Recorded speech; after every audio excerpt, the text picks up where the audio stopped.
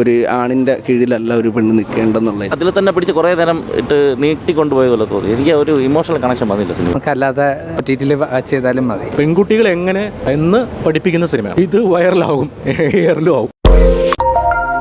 കാണാം, കുഴപ്പമില്ല, കഥയുണ്ട്. പ്രത്യേക ഒരു സബ്ജക്റ്റ് കണ്ടിരിക്കാം എന്നുള്ളതല്ലാതെ പ്രത്യേകിച്ച് പറയത്തക്കതായിട്ടൊന്നുമില്ല.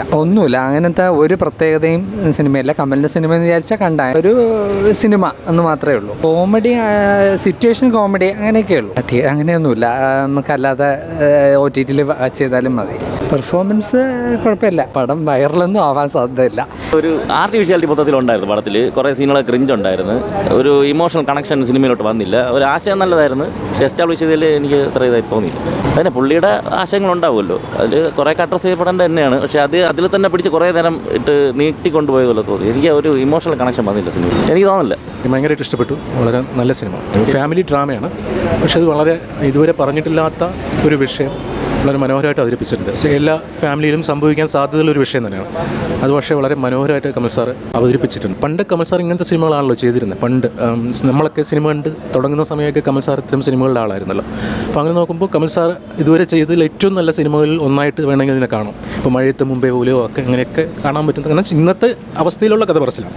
അപ്പോൾ വളരെ എൻഗേജിങ് ആയിട്ട് വളരെ ഫാസ്റ്റായിട്ട് ഒരു ചെറിയ വിഷയം നന്നായിട്ട് പെർഫോം ആർട്ടിസ്റ്റുകൾ നന്നായിട്ട് പെർഫോം ചെയ്തിട്ടുണ്ട്. യൂത്തിൻ്റെ ടേസ്റ്റ് തന്നെയാണ് പുള്ളി പിടിച്ചിരിക്കുന്നത്. കറക്റ്റ് സത്യം. ഞാനത് ആലോചിച്ചു കണ്ടുകൊണ്ടിരുന്നപ്പോൾ.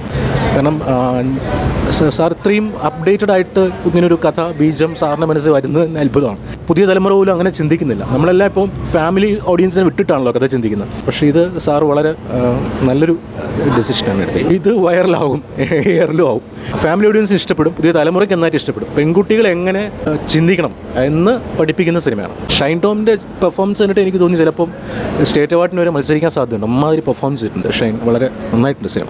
ഓരോരുത്തരായിട്ട് റിലേറ്റ് ചെയ്തിട്ടുള്ളതല്ലേ ഓരോ സിനിമ എന്ന് പറയുന്നത്. ഇപ്പോൾ ഈ ഒരു സിനിമയിൽ എന്നെ സംബന്ധിച്ചിടത്തോളം ഞാനിപ്പം കണ്ടപ്പം ഞാനുമായിട്ട് റിലേറ്റ് ചെയ്ത പടം അല്ല. അതുകൊണ്ട് തന്നെ എനിക്കത് ഭയങ്കരമായിട്ട് സ്ട്രൈക്ക് ചെയ്യേണ്ടതായിട്ടുള്ള ഒന്നുമില്ല. പക്ഷേ ഇതുമായിട്ട് റിലേറ്റ് ചെയ്ത ലൈഫിൽ എവിടെയെങ്കിലുമൊക്കെ ഇതുമായിട്ട് റിലേറ്റ് ചെയ്തിട്ടുള്ള ആരെങ്കിലും ഉണ്ടാവും.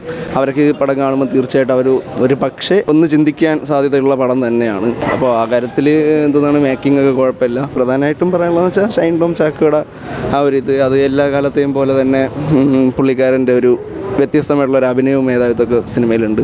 എടുത്തു പറയാൻ കാരണം എന്ന് വെച്ച് കഴിഞ്ഞാൽ ഇപ്പം പ്രസൻറ്റ് സൊസൈറ്റിയിലെന്ന് പറയുമ്പോൾ ഒരുപാട് ടോക്സിക് റിലേഷൻഷിപ്പ് നടക്കുന്നുണ്ട്.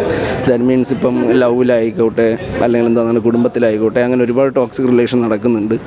അവർ ഒരുപക്ഷെ കാണേണ്ട പടം തന്നെയായിരിക്കും. കാരണം ഒരു ആണിൻ്റെ കീഴിലല്ല ഒരു പെണ്ണ് നിൽക്കേണ്ടെന്നുള്ളത്. സത്യം പറഞ്ഞാൽ കമൽ സാർ ഇന്ന് ഇങ്ങനത്തെ ഒരു പ്രോജക്റ്റിനെ ഒരിക്കലും പ്രതീക്ഷിച്ചില്ല. കാരണം തന്നെ നമുക്കറിയാം കമൽ സാറിൻ്റെ ഒരു തനിമയുണ്ട്, ഒരു നാടൻ തനിമ. ബാക്കി കാര്യങ്ങളൊക്കെ പുള്ളിക്കാരൻ്റെ വർക്കിൽ കാണത്തുണ്ട്. പക്ഷേ പുള്ളിക്കാരൻ ഇപ്പോഴത്തെ ട്രെൻഡ് അനുസരിച്ച് മുന്നോട്ട് കൊണ്ടുപോകുന്ന ഒരു മൂവി ആയിട്ടാണ് ഇത് കൊണ്ടുവന്നിരിക്കുന്നത്. അതാണ് വിവേകാനന്ദൻ വൈറലാവുന്നു. ആ ഒരു ടൈറ്റിൽ തന്നെ കമൽ സാറിൻ്റെ പടങ്ങളിൽ വളരെ ചുരുക്കമായിട്ട് കാണുന്ന ഒരു സംഭവമാണ്. പിന്നെ ഷൈൻ, അതിൽ ഏറ്റവും അഭിമാനിക്കേണ്ട കാരണം പുള്ളിക്കാരൻ്റെ അസിസ്റ്റൻ്റായിട്ട് വർക്ക് ചെയ്തുകൊണ്ടിരുന്ന ഒരു കാലഘട്ടം ഉണ്ടായിരുന്നു ഷൈൻ. ആ ഷൈനൊരു അഭിമാനിക്കേണ്ട ഒരു നിമിഷം തന്നെയാണ് പുള്ളിക്കാരൻ്റെ പടത്തിൽ നായകവേഷത്തിലെത്തുന്നത്. പുള്ളിക്കാരനെ അത് ഗംഭീരമായിട്ട് ചെയ്തിട്ടുണ്ട് പടത്തിൻ്റെ അകത്ത്. അല്ല, കാലഘട്ടം ഓരോ മാറിക്കൊണ്ടിരിക്കുമ്പോൾ അതിനനുസരിച്ചുള്ള മാറ്റങ്ങൾ പുള്ളിക്കാരന് വേണമെന്നൊരു ആഗ്രഹം തോന്നിക്കാണാം. അതുകൊണ്ടായിരിക്കും പുള്ളിക്കാരൻ ഈ ഒരു ട്രീറ്റ്മെൻറ്റ് എടുത്തത്. നമുക്ക് ആ നിറമൊക്കെ ഇപ്പോഴും ഞാനിപ്പോഴും TV വന്നിരുന്ന് കാണുന്ന ഒരു പടമാണ് കമൽ സാറിൻ്റെ. അതൊക്കെ ആ ഒരു കാലഘട്ടത്തിന് ട്രെൻഡ്. ഈ കാലത്ത് ട്രെൻഡാണ് ഉദ്ദേശിച്ചാണ് പുള്ളിക്കാരൻ ഇങ്ങനത്തെ ഒരു പടം ഇറക്കിയിരിക്കുന്നത്. ആയിരിക്കാം, കാരണം 4 വർഷത്തെ ഗ്യാപ്പിന് ശേഷമാണ് പുള്ളിക്കാരൻ വരുന്നത്. അപ്പോൾ ആൾക്കാരുടെ ഇടയിൽ പക്ഷേ കമൽ സാറാണെന്ന് ചിലവർക്ക് അറിയത്തില്ല ഈ പടം സംവിധാനം ചെയ്തിരിക്കുന്നത്. ഇത് സത്യം പറഞ്ഞാൽ ഷൈൻ അല്ല വൈറലാവുന്നത്, വിവേകാനന്ദനും അല്ല. ഇത് യഥാർത്ഥത്തിൽ കമൽ സാറാണ് വൈറലാവാൻ പോകുന്നത്. കാരണം പുതിയൊരു ട്രെൻഡ് കൊണ്ടുവന്നിട്ടുണ്ട് പുള്ളിക്കാരൻ. കാരണം അതൊരിക്കലും പ്രതീക്ഷിക്കില്ല, കമൽ സാറിൽ നിന്ന് ഇത് പ്രതീക്ഷിക്കില്ല. ഇങ്ങനത്തെ ഒരു പടം നെഗറ്റീവായിട്ടല്ല ഞാൻ പറയുന്നത്, നല്ലൊരു പടമാണ്. ഉദ്ദേശിക്കുന്ന ഒരു മെസ്സേജ് കൊടുക്കുന്ന രീതിക്കുള്ള പടം തന്നെയാണ് തന്നിരിക്കുന്നത്. പക്ഷേ ആൾക്കാരിൽ എങ്ങനെ അത് എത്തുമെന്ന് എനിക്കൊരു പിടിയില്ല. അത് തന്നെ ഇപ്പോൾ കാരണം അദ്ദേഹത്തിൻ്റെ ട്രാക്കിൽ കൂടെ പോയി കഴിഞ്ഞാൽ ഇപ്പം നിലനിൽക്കാൻ കുറച്ച് പാടായിരിക്കും. അതുകൊണ്ട് ഇപ്പോൾ ഈ യൂത്തിൻ്റെ ട്രെൻഡ് അനുസരിച്ച് മുന്നോട്ട് പോയി കഴിഞ്ഞാൽ മുന്നോട്ട് പോകാൻ നല്ല സാധ്യതയുള്ള ഇതായിട്ടാണ് ഫീൽ ചെയ്തിട്ടുള്ളത്.